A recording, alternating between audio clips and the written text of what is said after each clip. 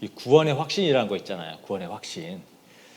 사실 신앙생활 오래 하시면서도 이 구원의 확신을 갖지 못하는 분들이 꽤 많이 있어요. 내가 지금 당장 죽으면 천국에 갈까?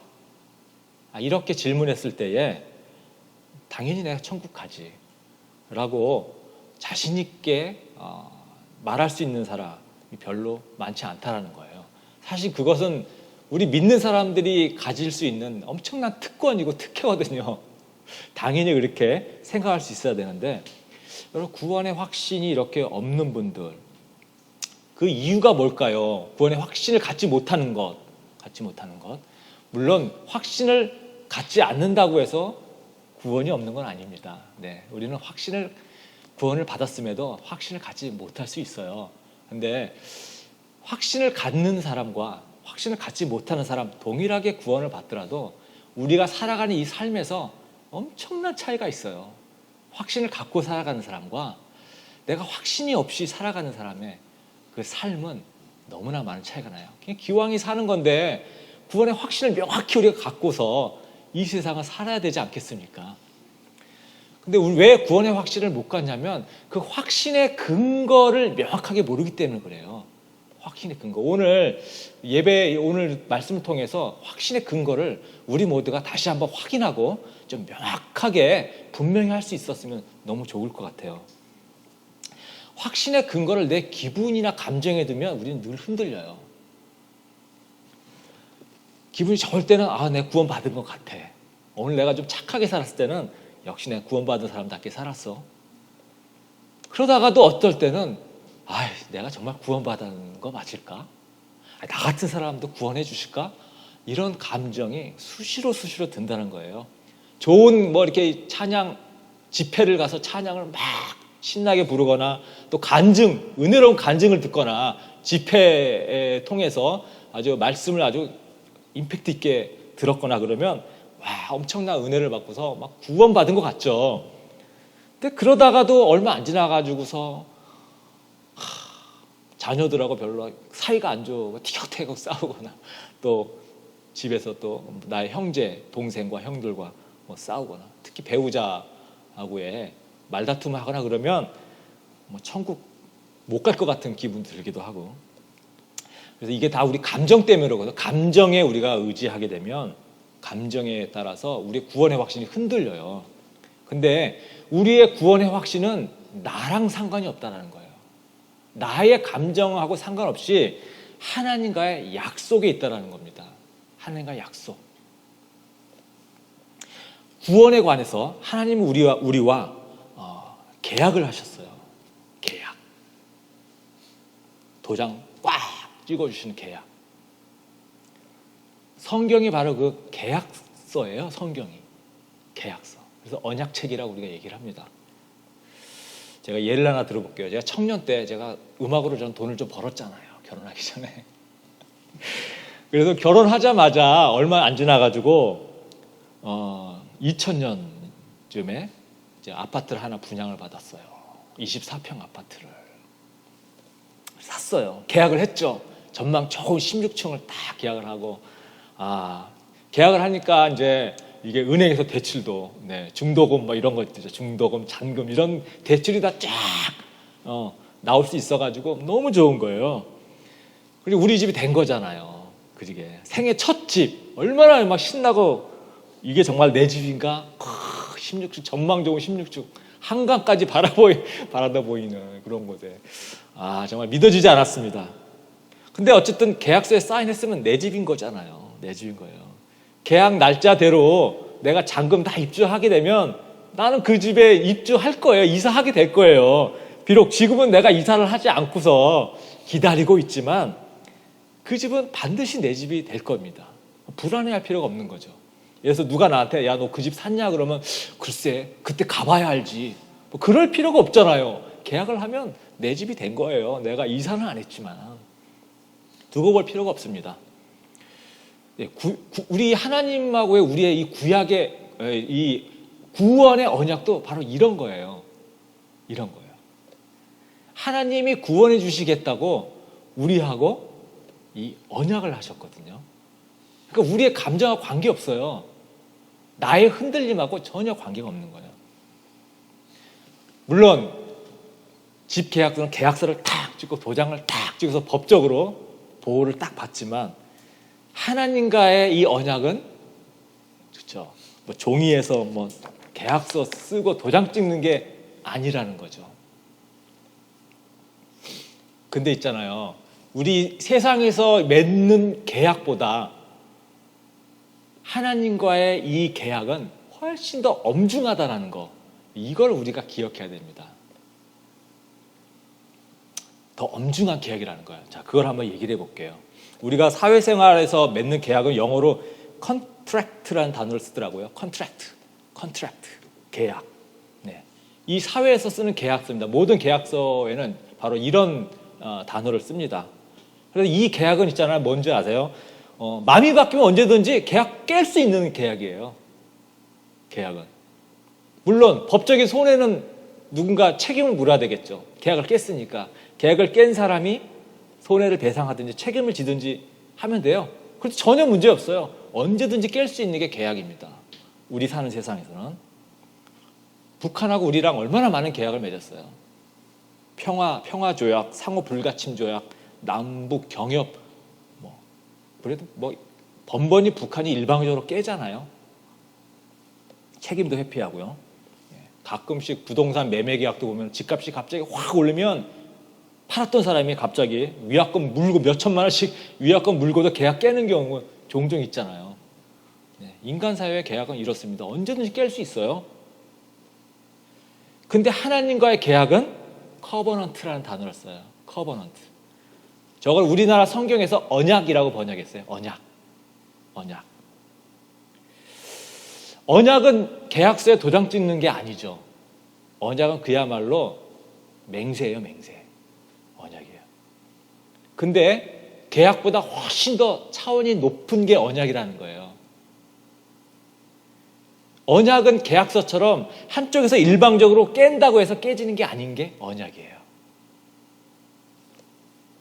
이거는 마치 우리의 법과 도덕법하고 차이랑 비슷해요. 일반적인 법과 도덕법. 우리가 부모님한테 효도 안 한다고 붙잡혀가지 않잖아요. 법을 어겼다고 해서 우리 감옥 가지 않아요. 부모님한테 효도 안 했다고. 그렇죠? 왜냐하면 법에는 그런 게 없잖아요. 부모에게 효도해라.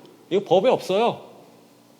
근데 도덕법으로 따지면 우리 양심이 부모한테 효도 안 하면 우리 양심이 그렇잖아. 죄책감 느끼잖아요. 죄인 같은 느낌, 불효자 같은 느낌 들잖아요. 이게 도덕법이잖아요. 그러니까 일반적인 법 체계보다 훨씬 더 높은 차원의 법이 도덕법이거든요. 우리 양심이 그래서 굉장히 중요해요. 법적으로는 전혀 문제 없어도 우리 양심에 꺼리낌이 있다? 그거는 스스로 그 죄인 거예요, 죄인 거. 법은 변하잖아요. 시대가 변하면 변하는 게 법이잖아요. 그래서 법은 절대적인 게 아닙니다. 우리나라에서 할아버지들이 손주 보면서 아유, 여놈 꽃이 얼마나 컸나 보자 막 이렇게 장난치잖아요. 우리나라에서는 이런 장난쳐도 안 잡혀가잖아요. 미국에서 이러면 어떻게 돼요? 바로 경찰서 잡혀갑니다. 이 법이라는 게 이런 거예요. 그래서 법보다 한참 높은 수준의 법이 도덕법이라는 거. 이게 바로 세상의 계약과 하나님의 언약하고가 이런 거예요. 하나님의 언약은 세상의 법처럼 도장을 찍고 계약서 쓴 거 아니지만 훨씬 더 높은 수준의 한쪽이 깬다고 해서 깨지지 않는 그런 언약이 바로 하나님이 우리에게 주신 구원의 언약이라는 거예요. 자, 그러니까 우리의 감정에 따라서 구원이 이루어졌다, 사라졌다, 그럴 수 없다라는 거예요. 왜냐하면 하나님 우리에게 성경을 통해서 언약을 맺었기 때문에 그래요. 결혼식에서 신랑과 신부가 예식장에서 우리 검은 머리 팥불이 되도록 사랑하겠습니다. 이거는 계약입니까? 언약입니까? 언약이죠. 언약이에요. 한쪽이 나 이 사람 이제 사랑 안 한다고 그거 이혼한다고 해봐야 그거는 성립이 안 돼요. 성립이 안 되는 겁니다. 자, 언약이라는 게 이런 거라는 겁니다. 근데 우리의 성경책은 언약책이라는 거예요. 하나님이 너무나 많은 언약을 여기에 기록해 주셨어요. 구원에 대한 언약책. 하나님이 그 언약을 2번 맺으셨습니다. 우리에게 2번 맺으셨어요. 언약이. 첫 번째 언약이 옛 언약, 구약이에요. 구약 성경책. 그리고 새로 맺어진 2번째 언약은 새 언약인데 그게 바로 신약 성경입니다. 그래서 구약 성경과 신약 성경, 하나님 우리에게 2번에 걸쳐서 맺은 언약이에요. 근데 첫 번째 맺은 언약, 구약, 하나님과 인간 사이에 언약을 맺었는데 우리 인간이 그 언약을 깨트렸거든요. 깨트렸어요. 그렇다고 하나님이 맺은 언약을 깨십니까? 하나님은 안 깨세요. 그래서 하나님 신실한 분이시기 때문에 이 언약을 지키기 위해서 우리에게 맞는 새로운 언약으로 갱신한 게 새 언약인 거예요. 깨트린 게 아니고.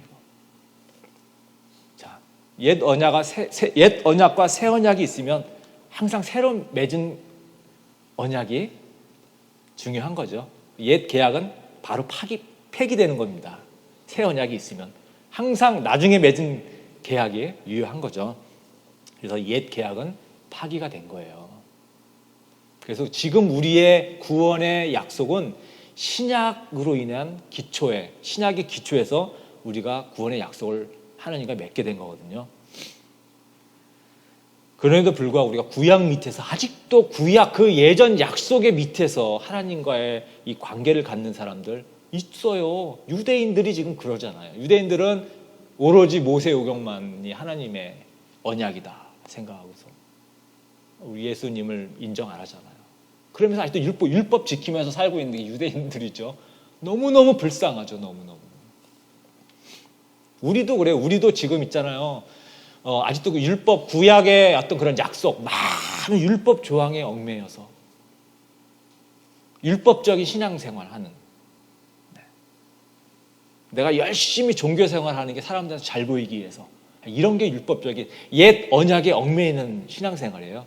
사람들한테 잘 보이기 위해서 신앙생활하는 것, 잘 보이기 위해서, 거룩하게 보이기 위해서 기도하는 것, 흉내만 내는 거죠. 새벽 예배도 열심히 나오는데 내 체면 때문에 나오는 장로님들, 이렇게 직분자들 좀 그런 경향이 있어요. 체면이 있으니까 하나님 앞에 순수하지 않은 거죠. 그게 바로 옛 언약 가운데 사는 삶의 모습이거든요. 하나님이 우리에게 맺으신 언약은 예수님을 통해서 맺으신 언약이에요. 그게 새 언약의 내용이거든요. 예수님의 피로 맺은 언약입니다. 누가복음 22장 20절에 예수님께서 십자가에 달려서 돌아가시기 전에 전날 제자들과 저녁을 같이 드시면서 이 말씀을 하셨어요. 다 같이 읽어볼까요? 시작. 이 잔은 너희를 위하여 흘리는 내 피로 세우는 새 언약이다. 그죠? 분명히 새 언약이라 그랬습니다. 새 언약. 자, 새 언약이야. 근데 그 새 언약은 내 피로 맺어진 언약이야. 이 사건을 바울이 그대로 다시 반복해서 고린도전서에 쓰고 있습니다. 11절 25절에. 자, 이것도 한번 같이 읽어볼까요? 자, 시작. 식후에 잔도 이와 같이 하시고서 말씀하셨습니다. 이 잔은 내 피로 세운 새 언약이다. 너희가 마실 때마다 이것을 행하여 나를 기억하라. 네, 그렇죠. 여기서도 새 언약이다. 내 피로 세운 새 언약이다. 그래서 우리가 성찬식 할 때 이걸 기억하는 거예요. 피로 새롭게 맺어진 언약, 피로 맺어진 언약이구나. 이 언약 때문에 내가 구원받았구나.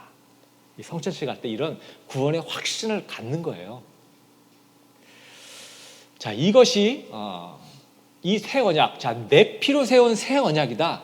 이것에 대한 내용이 요한복음 1장 12절에 씌워진 거거든요. 이게 바로 하나님이 약속하신 새 언약이에요. 이거 한번 같이 한번 읽어볼게요. 자, 시작. 그러나 그를 맞아들인 사람들, 곧 그 이름을 믿는 사람들에게는 하나님의 자녀가 되는 특권을 주셨다. 자, 언약책에 지금 이렇게 하나님이 우리와 맺었습니다. 계약을. 여기 보면 맞아들인 사람들. 자, 구원을 위해서는 여기서 그러나 그를, 이 그는 예수님을 말씀하시는 거거든요. 그를 맞아들인 사람들. 이게 다른 성경에서는 영접하면, 그를 영접하는 사람들 이렇게 돼 있습니다. 영접한다라는 거, 뭐 굉장히 높으신 분들을 우리가 초대하거나 맞아들일 때 영접한다 그런 말을 쓰는데, 여러분 맞아들인다, 영접한다, 이거 쉽게 이해하면요, 배척하지 않는 것이 맞아들이는 거예요. 내가 예수님을 배척해, 하나님, 무슨 하나님이 어디 있어, 내 마음속에 배척하면 그건 영접하지 않는 거잖아요. 근데 내가 예수님에 대해서 내가 배척하지 아니하고 내가 그를 진짜 내가 받아들이는, 인정해 주는 거, 인정하는 거, 내가 예수님을 진짜 하나님의 아들로 내가 인정해 주고 그것을 믿는다 그러면 끝난 겁니다. 하나님의 자녀가 되는 거예요. 구원을 보장해 주시겠다는 거. 이게 새 언약의 내용이에요. 새 언약. 그러면 내가 예수님을 영접했으면 나의 기분과 감정에 관계없이 천국은 그냥 내게 되는 거예요. 내가 지금 당장 죽어도 내가 예수님을 영접했으니까 그냥 천국 가는 거예요. 지금 내 상황이 좀 뻔뻔스럽더라도, 아니 나 같은 게 뭐 이렇게 살았는데 무슨 천국 갈 자격이 있나, 그렇듯 싶어도 내가 예수님을 영접했다라고 생각이 되면 그냥 무조건 천국 가는 겁니다. 여기에서 흔들림이 있으면 안 돼요. 우리의 구원의 확신의 근거는 이거예요. 이게 너무 쉽죠. 너무 쉬워서 사실은 우리가 헷갈려요. 예를 들어서 내가 한 1억만 헌금하면 구원을 주겠다. 심플하잖아요. 1억 내기가 힘든데 내가 1억을 딱 교회에 헌금했어.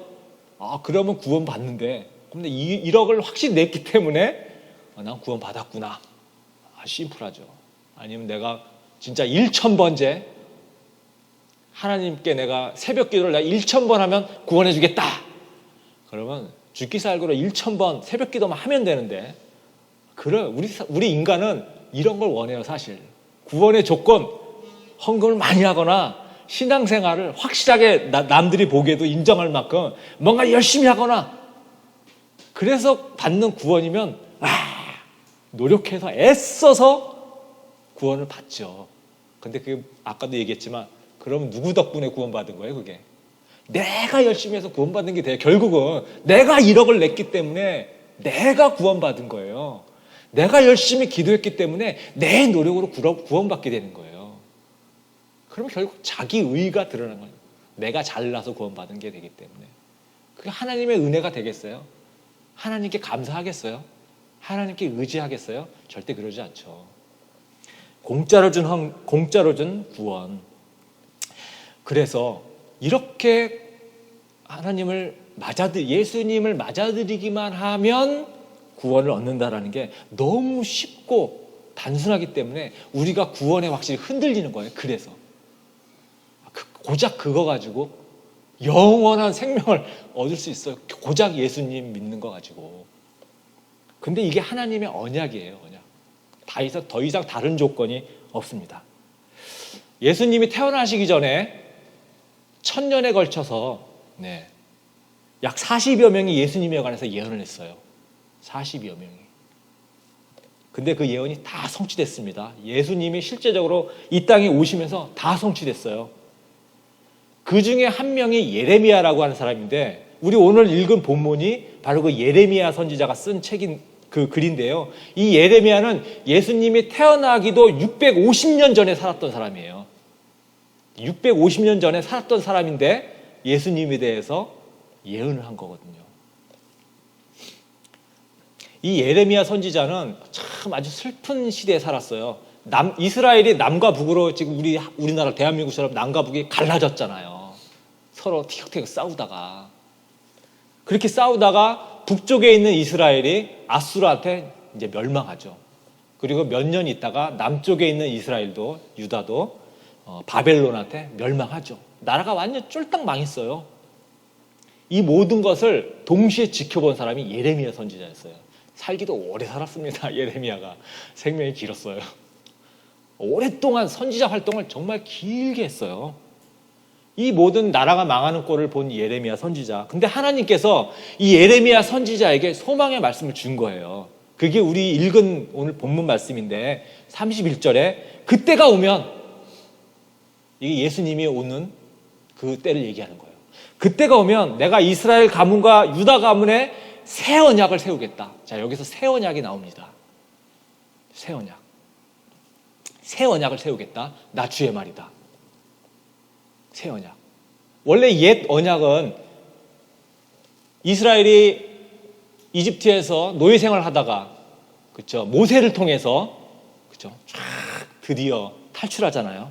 백성들이 다 나오잖아요. 그렇게 나와서 한 1년 후에 시내산에 모여 있을 때, 그때 모세를 통해서 하나님이 옛 언약을 주셨어요. 처음으로. 거기에 10계명도 옛 언약에 들어있는 거예요. 근데 이 옛 언약은 조건부였어요. 조건이 있었어요. 그게 어떤 조건이었냐면 신명기 28장에 하나님께서, 자, 너희들이 내 말을 지키게 되면 이런 복을 줄 거야. 그러면서 이런 언약을 하셨거든요. 당신들의 하나님의 말씀에 순종하면 이 모든 복을 당신들에게 찾아와서 당신들을 따를 것입니다. 자, 당신들은 성읍에서도 복을 받고 들에서도 복을 받을 것입니다. 당신들은 들어와도 복을 받고 나가도 복을 받을 것입니다. 이게 바로 하나님의 옛 언약을 지켰을 때 얻는 복이에요. 근데 옛 언약을 지키지 않았을 때는 이런 저주의 이 대가가 치러지는 거죠. 그러나 당신들의 하나님의 말씀을 듣지 않고 또 내가 오늘 당신들에게 명한 모든 명령과 규례를 지키지 않으면 다음과 같은 온갖 저주가 당신들에게 닥쳐올 것입니다.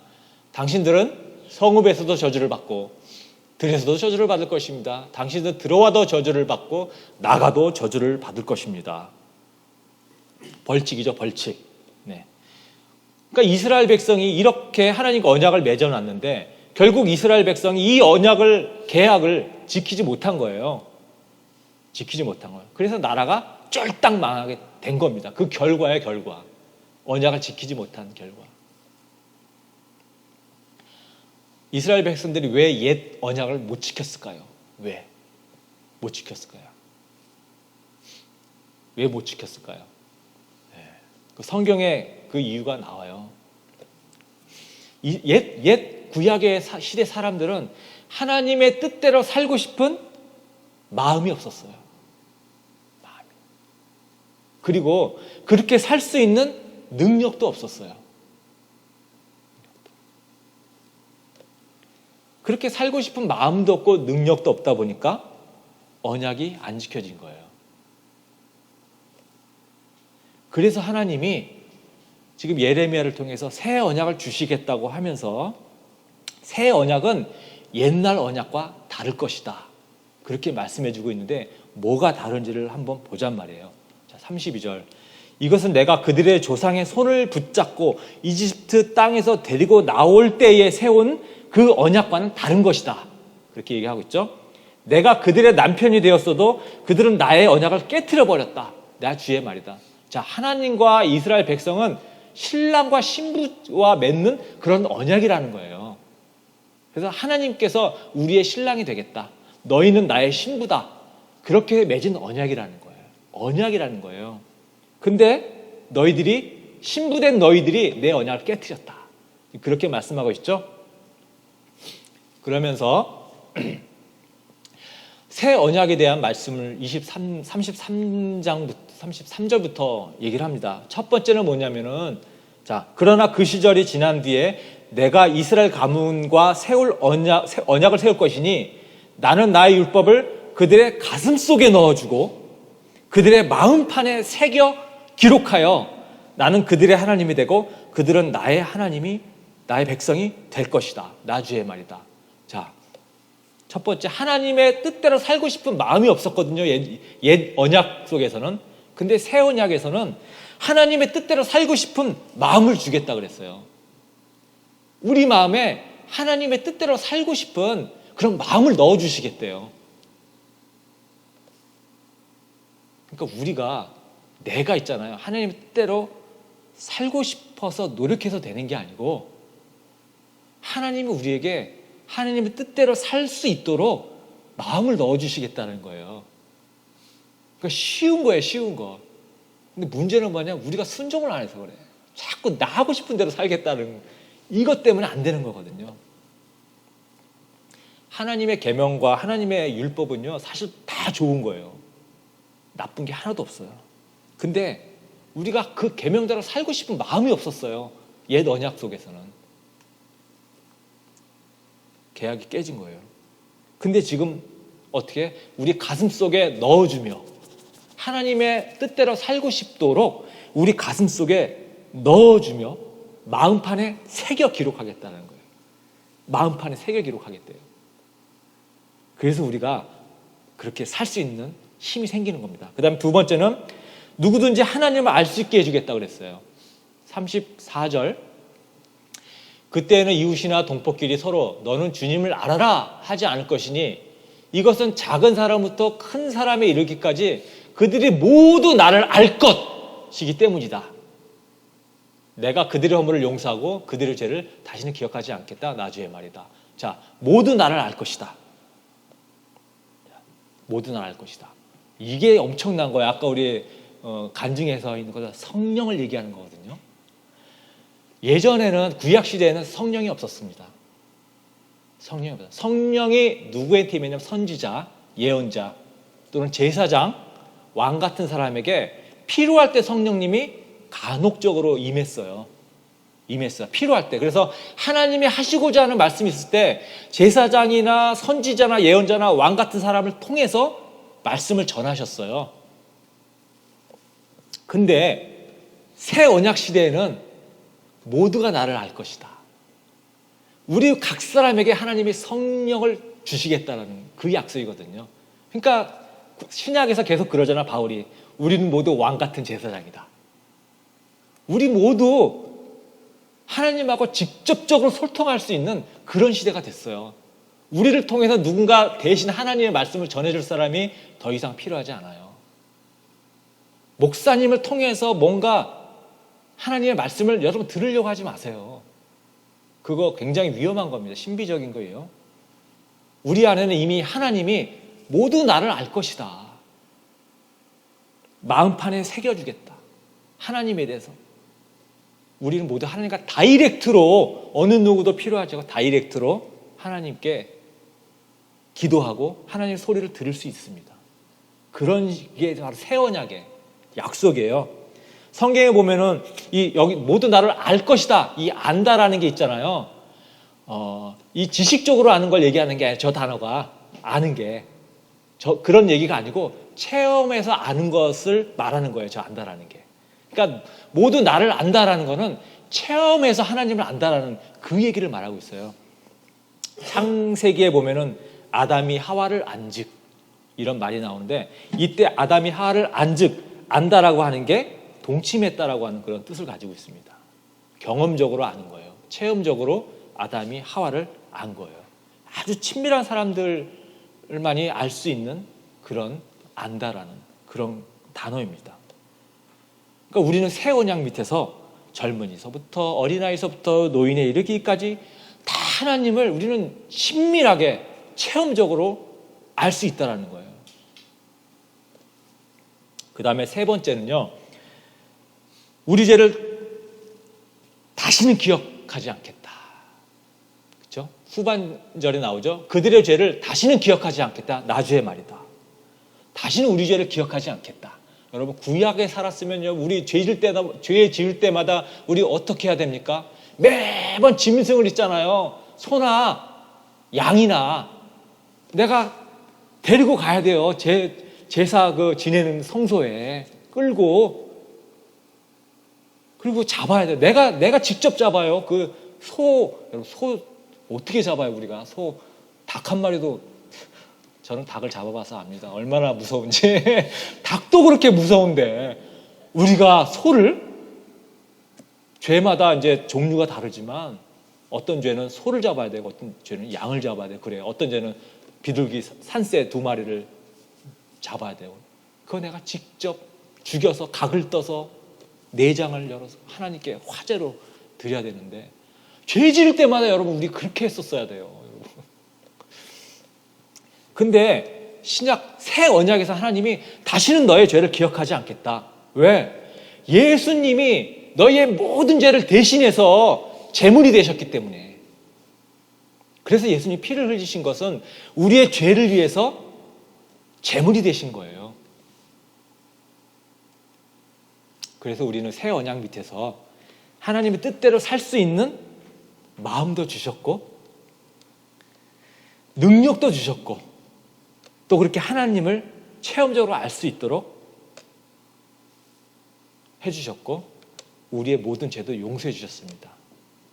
이게 새 언약에서 예수님을 믿기만 하면, 예수님을 영접하면 우리에게 주시는 새 언약의 내용이에요.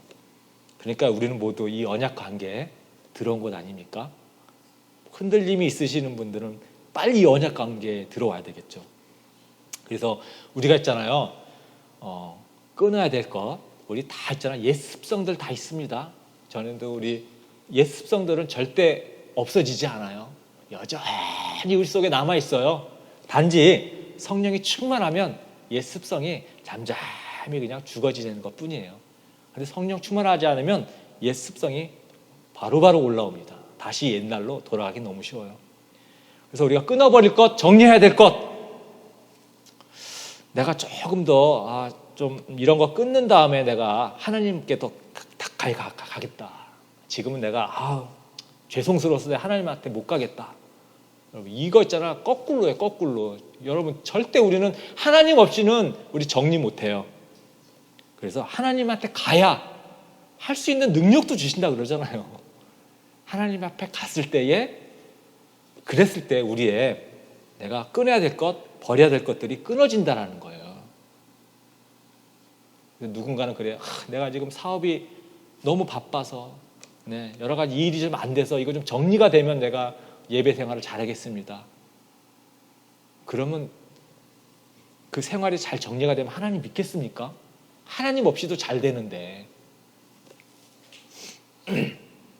그래서 우리는 무조건 이 언약 관계 속에서 들어와야 우리의 모든 것이 능력이 생긴다. 성경책도 그래요. 저는 예수님이 믿기 전에는 이 성경책을 읽어봤는데 이건 완전히 처음부터 말이 안 되는 완전 신화 같은 그런 얘기들이었어요. 태초에 하나님이 천지를 창조했다. 붙어 있다 믿어지지 않는. 막 7일 만에 막 세상을 막 만들어. 이 자체가 완전 말도 안 되는, 무슨 세상에 이런 책을 크리스찬들이 믿는단 말이야.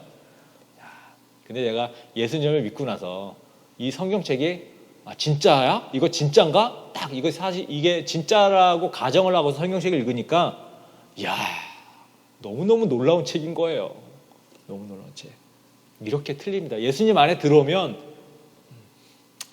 시야가 완전 달라지죠. 그래서 난 워낙 죄를 많이 지어서 예배 못 나가겠어. 죄를 많이 지어가지고 내가 못 나가겠어. 그럴수록 나와야 됩니다. 나와야 돼요. 그래야 그 죄를 빨리 용서받잖아요. 그렇습니다. 구약에는 엄청나게 많은 율법들, 613개의 율법들이 있습니다. 하나님의 언약을 지키기 위해서는 그 많은 율법들을 기억하고 살아야 되는 거였어요. 하나라도 어기게 되면 소나 가축 기르던 거 데리고 와서 잡아야 되는. 근데 지금 우리에게는 이런 모든 게 다 필요가 없다라는 거예요. 새 언약에서는 예수님께서 딱 2가지 주셨어요. 율법. 뭔지 아세요? 하나님을 사랑하고 이웃을 사랑해라. 이게 예수님이 새 언약에서 주신 우리가 지켜야 될 거예요. 딸랑 2개. 이것도 가만히 보면 결국 사랑이에요. 사랑. 여러분 우리는 사랑하는 사람이 되면 돼요. 하나님도 사랑하고 이웃도 사랑하는. 이게 모든 율법을 딱 해결해주는 키워드입니다. 나머지는 그럼 왜 세세한 율법 왜 안 주십니까? 아까도 얘기했지만 성령님이 우리한테 이제 들어와 계시기 때문에 그런 세세한 율법이 이제 필요 없는 거예요.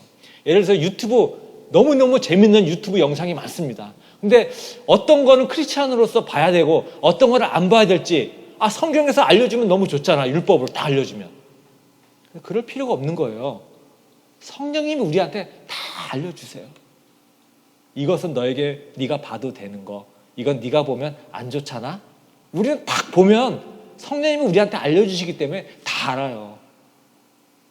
그게 우리한테 지금 주어진 은혜로운 시대입니다. 그래서 성령님에 민감하게 살아가면 되십니다.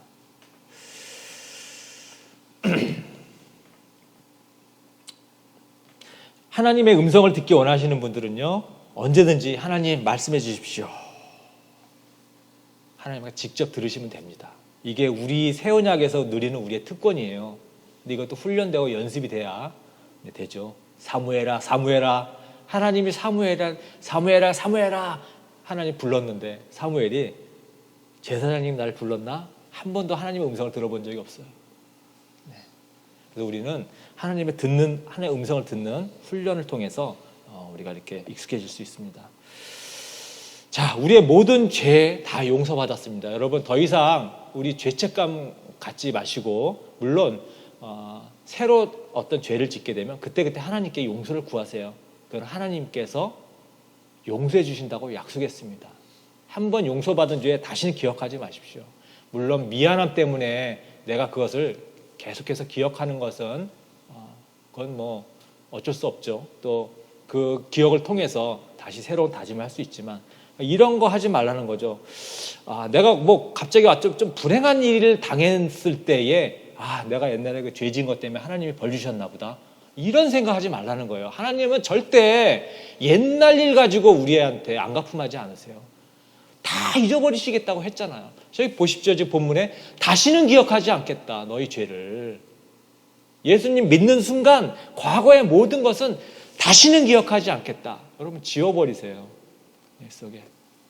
그리고 새로 믿고 나서 지은 죄는 하나님께 용서 구하시면 그냥 끝입니다. 그러면 돼요. 그래서 담대하게 하나님 앞에 나오셔서 내가 하나님한테 구할 거 구하시고 또 바랄 거 바라시고 그렇게. 그래서 우리의 믿음의 근거는 여러분 우리의 감정이나 기분, 느낌에 두지 말고 이렇게 하나님께서 우리에게 확실하게 언약을 통해서 주셨다라는 거, 이것을 우리가 기억하시면서 새 언약 가운데서 예수님의 피로 맺은 이 언약을 확신의 근거로 삼으시고 흔들림 없는 구원의 확신으로 우리가 신앙생활을 하시기를 축원합니다. 네, 우리 다 같이 일어나셔서 행복 찬양, 우리 5월 찬양이거든요. 일어나셔 행복 찬양을 다 같이 부르도록 하겠습니다.